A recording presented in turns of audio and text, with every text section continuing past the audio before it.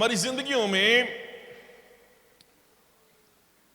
मुश्किलात और परेशानियां और मुसीबतें और बहरान और तकलीफें ये आना मामूल की बात है। ये कोई अचंभे की बात नहीं है। जब हम मुसीबतों में घिरते, बहरानों और परेशानियों का शिकार होते, तो कई दफा हम ये सोचते हैं कि चूंकि मैं एक आम आदमी हूं, इसलिए मेरे साथ ऐसा हो रहा है। और अगर मेरे पास पैसा हो तो मैं अपनी परेशानियों से निजात हासिल कर सकता हूं, तकलीफों से आजाद हो सकता हूं, बहरानों में से निकल सकता हूं, और मेरे पास वसाइल हों तो मैं ये कर लूंगा, वो कर लूंगा और मेरी परेशानियां हल हो जाएंगी।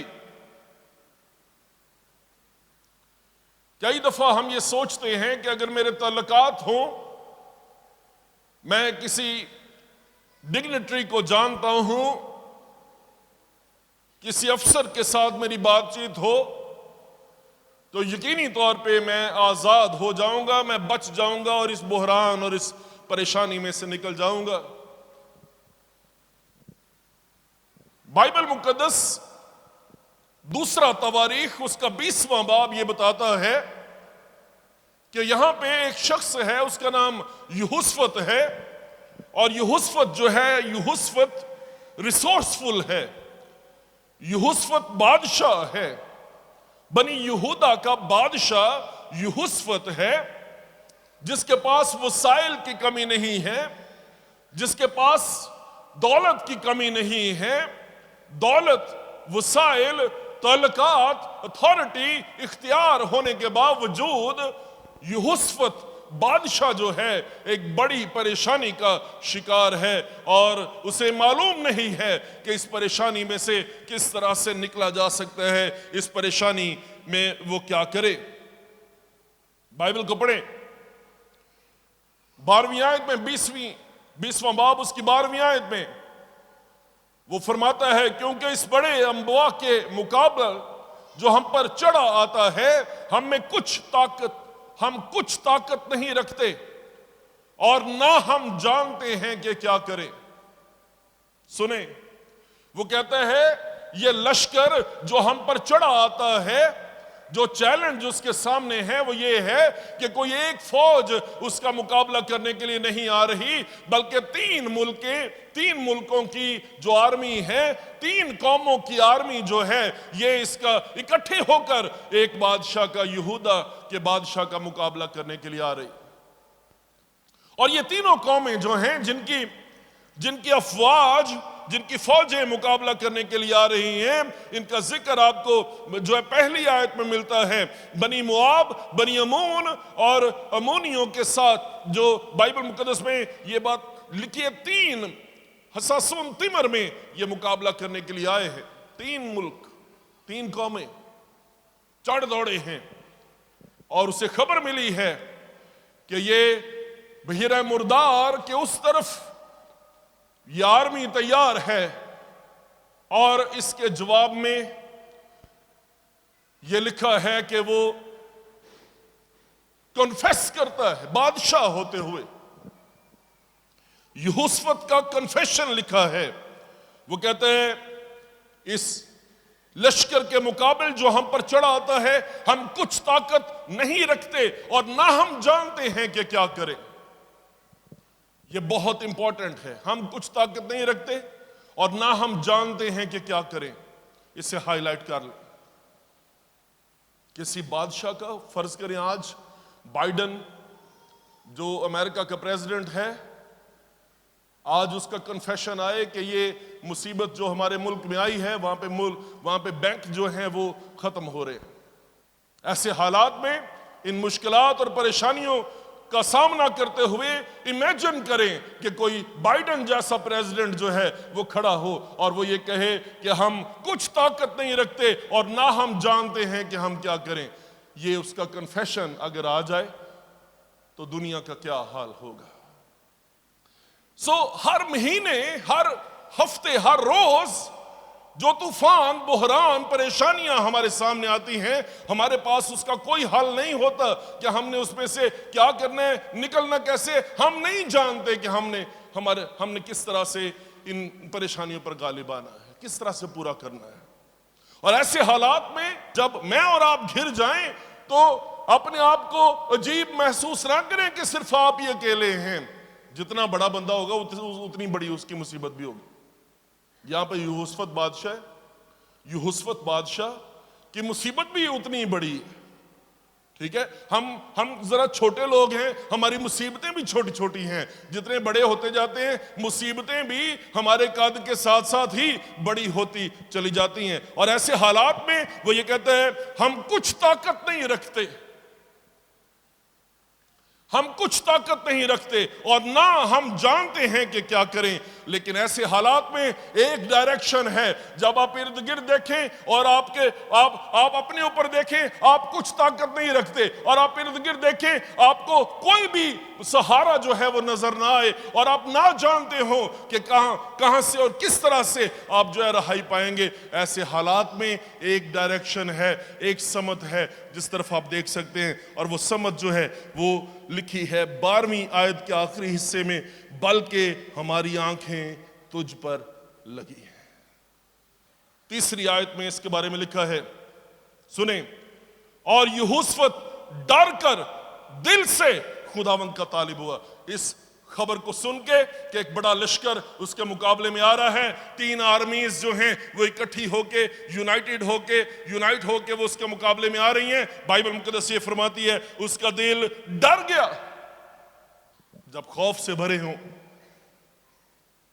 आपकी ताकत नहीं है गालिब आने की और आप जानते भी नहीं है कि आप क्या करें, तो ऐसे हालात में आसमान की तरफ नजर उठाना शुरू कर दे। खुदा आपको इनवाइट कर रहा है, खुदा आपको दावत दे रहा है। बाइबल को पढ़ें, जब उसका दिल डर गया, उसमें ताकत नहीं है और वो नहीं जानता कि वो क्या करे। 5वीं आयत में यह बात लिखी है, देखें, सारे यहूदा में रोजा की मुनादी कराई। 3री आयत, सारे यहूदा में क्या किया उन्होंने? रोजा की मुनादी कराई। उन्होंने कहा एक मंजिल है, एक डायरेक्शन है, एक समत है और उस तरफ देखने की जरूरत है। नीचे देखेंगे हालात खराब होंगे, टांगे कांप जाएंगी, है ना, और पांव जो हैं वो जमीन पर नहीं रहेंगे, इसलिए नीचे देखना छोड़ दो, आसमान की तरफ देखना शुरू कर दो। और मैं आपको ये कहना चाहता हूं, आप बाहर निकलें, आप लोगों के चेहरों पर देखें, महल्ले गली में से गुजरते हुए, सड़क पर से गुजरते हुए लोगों के चेहरों पर नजर करें, आपको उनके चेहरों पर सरासीमगी नजर आएगी, परेशानी नजर आएगी, टेंशन नजर आएगी, उदास चेहरे हैं, परेशानियों से मारे हुए जो है वो चेहरे हैं, मुसीबतों के मारे हुए, और आने वाली बलाओं की राह देखते देखते लोगों की जान में जान नहीं है। और ऐसे हालात में मैं आपको चैलेंज करना चाहता हूं आज सुबह, खुदावंद के खादिम होते हुए और खुदावंद के घर में मौजूद होते हुए, उसकी हुजूरी में होते हुए, मैं आपको चैलेंज करना चाहता हूं। ऐसे हालात में एक समत है, एक डायरेक्शन है, उस डायरेक्शन की तरफ अपने सर कर लें, आप जिंदा रहेंगे। बाइबल में यह नहीं लिखा कि रास्तबाज अपनी तनख्वाह के वसीले से जिंदा रहेगा, यह नहीं लिखा कि रास्तबाज फेसबुक के वसीले से जिंदा रहेगा, यह नहीं लिखा कि रास्तबाज अपने वसाइल या अपने तलकात की वजह से जिंदा रहेगा। बाइबल मुकद्दस ये फरमाती है रास्तबाज ईमान से जिंदा रहेगा। इन्होंने सारे यहूदा में रोजा की मुनादी करवाई है। आगे पढ़ें, बाइबल में क्या लिखा है? यूहुस्फत बनी यहूदा खुदावंद से मदद मांगने को इकट्ठे हुए, बल्कि यहूदा के सब शहरों में से खुदावंद से मदद मांगने को आए। कैसी बात है!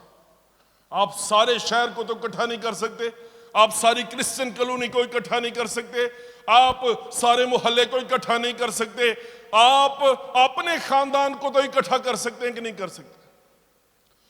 अपनी फैमिली को इकट्ठा कर सकते हैं कि नहीं कर सकते?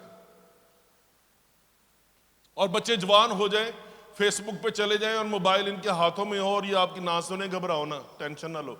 आप अपने आप को तो इकट्ठा कर सकते हो कि नहीं इकट्ठा कर सकते?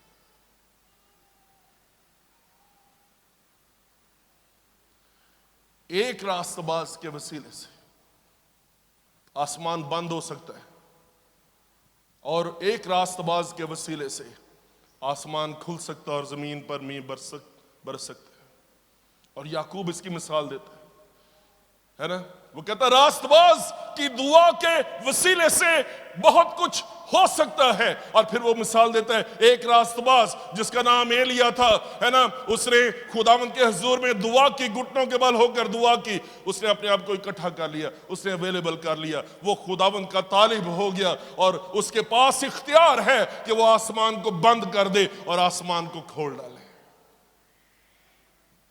और ये वो शख्स है जो रास्तबाज है। ये रास्तबाज अपनी हद तक रास्तबाज नहीं है, ये जहां पे जाता है ये बरकतें लुटाता है। ये बेवा के घर में जाए तो यो बेवा और उसका सारा घराना, ना उनके मटके में आटे की कमी हो सकती है, ना ही उनकी कुपी में तेल कम हो सकता है। मैं आपको फार्मूला बताना चाहता हूं, अगर आप खुदावंद को ढूंढ लें तो सिर्फ ये नहीं है कि आप जिंदा रहेंगे, बल्कि जो आपके साथ जुड़े होंगे वो भी जिंदा रहेंगे। आमीन। जब ये लिखा है ना कि ना उसके मटके में आटे की कमी हुई, ना ही उसकी कुपी में तेल कम हुआ, इससे मुराद ये है उनके घर में से ये मल्टीपल ब्लेसिंग्स हैं जो खुदावंद ने दी हैं। एक बरकत नहीं है बल्कि बरकतों से भर दिया है घर को। ना सिर्फ जो है पराठे खा रहे हैं, ना सिर्फ सब्जी पका के उस पे ऑयल डाल रहे हैं, बल्कि चेहरों पर भी लगा रहे हैं, रौनक है ना। उस ऑयल के वसीले से इनके घर में से लोड शेडिंग दूर हो गई है और जो जो लोग उसके साथ जुड़ गए हैं वो सारे लोग बरकत पा रहे हैं। मैं आपसे पूछना चाहता हूं, क्या आप खुदा के साथ जुड़ गए हैं? अगर आप खुदावंद के साथ कनेक्ट हो गए हैं, अगर आप खुदावंद के साथ जुड़ गए हैं, तो उसकी बरकतों की नशरियात आपकी जिंदगी में चलना शुरू हो जाएंगी। इस बादशाह ने मुसीबत में जो है ये सीखा है कि उसने सारे यहूदा में रोजा की मुनादी कराई है। उसने ये सीखा है कि जब मेरी ताकत ना हो और मुझे कुछ नजर ना आ रहा हो, उसने ये सीखा है कि मैंने आसमान की तरफ अपनी निगाहें लगा लेनी है, मैंने आसमान को देखना शुरू कर देना है। उसने नहीं कहा कि पादरी विकास जी मेरे लिए दुआ करो जरा, है ना। उसने नसीहत की और नसीहत करने के साथ साथ उसने रोजा की मुनादी कराई। सारे यहूदा में लोग जो है इकट्ठा हो गए, वो दुआ कर रहे हैं, वो रोजा रख रहे हैं और वो खुदावंद से बात कर रहे हैं। और खुदावंद से बात करते हुए जो यहोशफत बादशाह है वो खुदावंद से कहता है, ए खुदावंद हमारे बाप दादा के खुदा, क्या तू ही आसमान में खुदा नहीं? छठी आयत पढ़े मेरे साथ, बाइबल में कन्फर्म करें, क्या तू ही आसमान में खुदा नहीं? और क्या कौमों के सब मुमलकतों पर हुकूमत करने वाला तू ही नहीं? जोर और कुदरत तेरे हाथ में है, ऐसा कि कोई तेरा सामना नहीं कर सकता।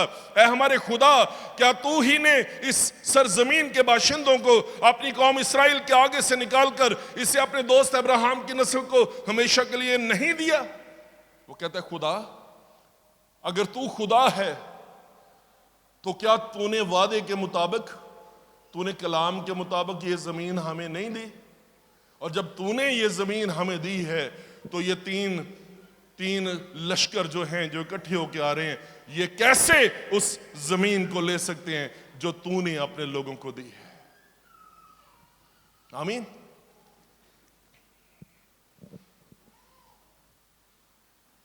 पढ़ें बाइबल को, आगे चलें। क्या लिखा है?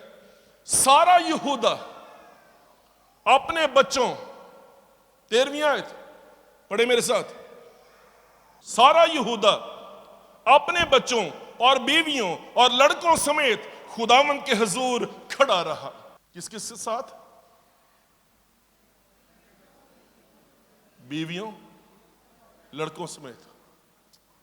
उन्होंने फेसबुक छोड़ दिया, उन्होंने मोबाइल फोन साइड पे रख दिया, है ना, सारी मसरूफियात को साइड पे करके रोजा रख के सारा खानदान, है ना, सारी कौम एक खानदान के तौर पर सारा यहूदा खुदावंद के हुजूर में खड़ा रहा। ये पिक्चर आपकी पिक्चर है। और उसके साथ तब जमायत के बीच यहज़ीएल बिन जिक्रिया बिन बिनाया बिन यईएल बिन मतनिया है ना, बिन बिन बिन बिन, ये यहज़ीएल खड़ा हुआ। और यहज़ीएल जो है ये बनी आसफ में से है। जो बनी आसफ हैं ये खुदा के प्रस्तार थे, ये खुदावंद की सिताइश करने वाले लोग थे। और ये ज़बूर जो बाइबल मुकद्दस में मज़ामीर की किताब है उसमें बहुत सारे ज़बूर जो हैं बनी आसफ जो है उन्होंने गाए हैं, उन्होंने बनाए हैं। अकेले दाऊद बादशाह के मज़ामीर ये नहीं है। ये यहज़ीएल जो है खड़ा हुआ, आप गौर करें, यहज़ीएल जो है उसके साथ उसकी 5 पुश्तें लिखी हैं। 5 पुश्तों का जिक्र है। और ये लावियों की पुश्तें हैं, खुदावंद के खादमों की पुश्तें हैं। यहोशफत के साथ जब यहोशफत ने रोजे की मुनादी कराई है, वो डर गया है, उसने आसमान की तरफ देखा है तो खुदा के खादम भी उसके साथ खड़े हैं। और जो शख्स खड़ा है जिसका जिक्र किया गया है, जरा इसकी बरगुजीदगी देखें। ये 5वीं नस्ल है जो खुदावंद को जानती है और खुदावंद की खिदमत कर रही है। 5 नस्लें। हम जाते हैं, हम अपनी डिग्रियां पेश करते हैं, हम जाते हैं, हम अपनी क्वालिफिकेशन बताते हैं, हम जाते हैं, हम कहते हैं मैंने बीएससी किया, मैंने एमडी किया, मैंने मास्टर्स किया, मैंने ये किया, मैंने वो किया। हम जाते हैं, हम अपना सीवी पेश करते हैं, ये मेरा सीवी है, ये मेरा एक्सपीरियंस है, ये मेरी डिग्रीज हैं, ये मेरा डिप्लोमा है। इस शख्स की सीवी लिखी है। यहज़ीएल खुदावंद का खादम है। इसकी सीवी पता क्या है? इसकी सीवी ये है कि ये 5 नस्लें खुदावंद को जानती, खुदावंद के साथ चल रही हैं। ये 5 नस्लों से खुदावंद की खिदमत कर रहे हैं, खुदावंद के हुजूर में खड़े हैं। ये इसकी क्वालिफिकेशन है, ये इसकी डिग्री है, ये इसका सीवी है कि इसका ये दावा है और इसका ये फख्र है। और इसका फख्र ये है कि हमारी 5 पुश्तें लगातार खुदावंद को जानते और खुदावंद की खिदमत करने वाले लोग हैं। आप अपने बच्चों के बारे में यह दावा कर सकते हैं? आपके बच्चे आपके बारे में यह दावा कर सकते हैं? 17वीं आयत के आखिर में वो कहते हैं खुदावंद तुम्हारे साथ है। और वो कहते हैं तुमको इस जगह में लड़ना नहीं पड़ेगा। और ऐ यरूशलेम और यहूदा, तुम कितार बांध कर चुपचाप खड़े रहना और खुदावंद की निजात को जो तुम्हारे साथ है देखना। खौफ ना करो और हरासा ना हो कल उनके मुकाबले को निकलना, क्योंकि खुदावंद तुम्हारे साथ है। आपकी ताकत नहीं है और आपके पास वसाइल भी नहीं है ना, कोई जरिया कोई वसीला नहीं है। लेकिन सबसे बड़ी बात यह है कि खुदावंद तुम्हारे साथ है। खुदावंद तुम्हारे साथ है। खुदावंद तुम्हारे साथ है। कब साथ है? रोजों में। वो क्रिसमस में साथ था। आमीन। देखो एक कुंवारी हामला होगी और बेटा जनेगी, उसका नाम इमैनुअल रखेंगे, जिसका तर्जुमा है खुदा हमारे। वो तो बड़े दिन मौसम च बस खुदा हमारे साथ। क्या ख्याल? जबरदस्त पहलू ये है, जबरदस्त बात ये है कि वो खुदा जो क्रिसमस का खुदा है, वो खुदा जो हमारे साथ, जिसका नाम इमैनुअल है, वो रोजों में भी हमारे साथ है। लेकिन जो उससे बड़ी बात है वो ये है, उसने मत्ती की इंजील उसके 28वें बाब में कह दिया, देखो मैं दुनिया के आखिर तक हमेशा तुम्हारे साथ हूं। Hallelujah, hallelujah. वो कहता है तुमको लड़ना नहीं पड़ेगा, तुम चुपचाप खड़े रहना और खुदावंद की निजात के काम को देखो। हालेलुया। आगे चले। 18वीं आयत, यहोशफत सरनगू होकर जमीन तक झुका और तमाम यहूदा और यरूशलेम के रहने वालों ने खुदावंद के आगे गिरकर सजदा किया, है ना, जमीन तक झुका। ये आजिज़ी, ये इनकसारी है। इस बादशाह की गर्दन में और इसकी कमर में सरिया नहीं है। ये जानता है कि इसने कहां पे झुकना है। आमीन। ये जानता है कि इसने कहां पे झुकना है। समझ आ रही कि नहीं आ रही?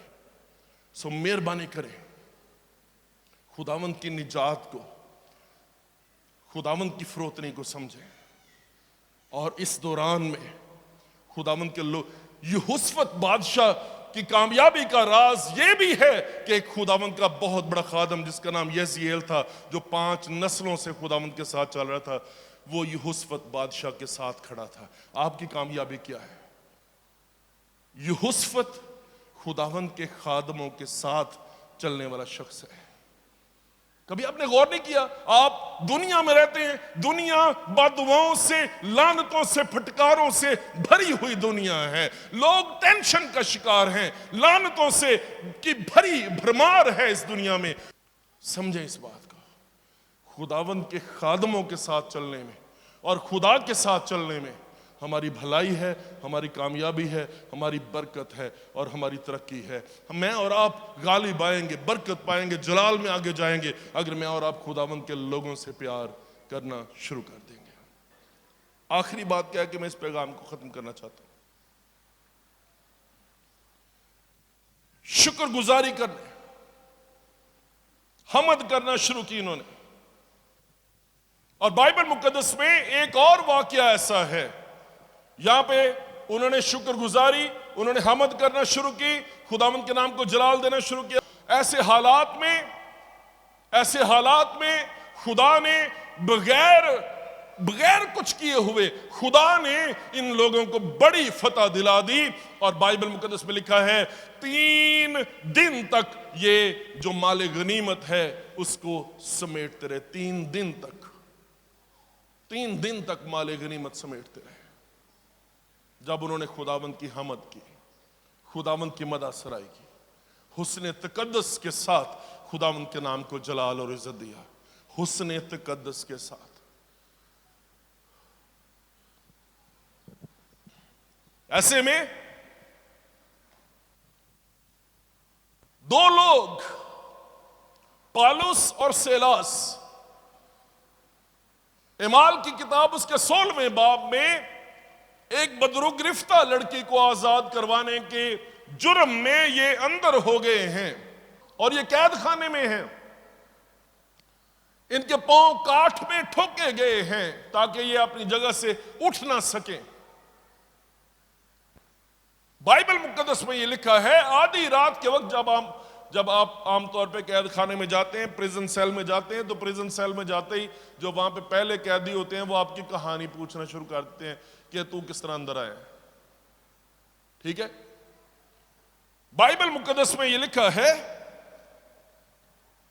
कि इन्होंने कैद खाने में जाके अपनी बेल की तैयारी करनी शुरू नहीं की। कैद खाने में जाके इन्होंने जो साथी कैदी हैं उनको कहानियां सुनानी शुरू नहीं की। इंतहाई नाउमीदी में जब इनके कपड़े फटे हुए हैं, इनके बदन जख्मी हैं और इनके पांव काठ में ठुके हुए हैं, ऐसे हालात में बाइबल ये बयान करती है, आधी रात के करीब पालूस और सेलास दुआ कर रहे और खुदा की हमद के गीत गा रहे थे और कैदी सुन रहे थे। मैं आपसे पूछना चाहता हूं, आपकी जिंदगी में आधी रात है, इंतहाई मायूसी है, इंतहाई नाउमीदी है और आपको कुछ सुझाई नहीं दे रहा, आधी रात है आपकी जिंदगी में, ऐसे हालात में एक ही जरिया है, एक ही समत है, एक ही डायरेक्शन है और वो डायरेक्शन ये है कि आप खुदावंद की तमजीद करना शुरू कर दें, खुदावंद की हमद करना शुरू कर दें।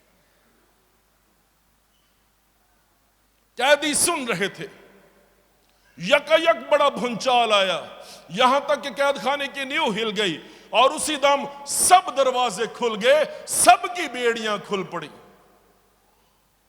सुने, सिर्फ इनकी नहीं, सब दरवाजे खुल गए, सबकी बेड़ियां खुल गईं और दारोगा ने समझा सब कैदी भाग गए, है ना, और वो अपने आप को मार डालना चाहा। और पौलुस जो है वो जोर से चिल्लाया और उसने कहा अपने तय नुकसान ना पहुंचा, क्योंकि हम सब मौजूद हैं। आमीन। हम सब मौजूद हैं। अगर आप सब दरवाजे खोलना चाहते हैं, अगर आप सब बेड़ियां तोड़ना चाहते हैं, और अगर आप सब लोगों को आजाद करना चाहते हैं, तो फिर एक ही फार्मूला है, फिर एक ही तरीका है, और वो तरीका ये है, जहां पे भी हो, आधी रात के वक्त भी, है ना, आपके मुंह पर खुदावंद की सिताइश हो, हुस्न तकद्दुस के साथ खुदावंद की तमजीद करें, उसकी शुक्रगुजारी करें, क्योंकि उसकी रहमत अबदी है और खुदावंद आपकी जिंदगी में भूचाल लेकर आएगा।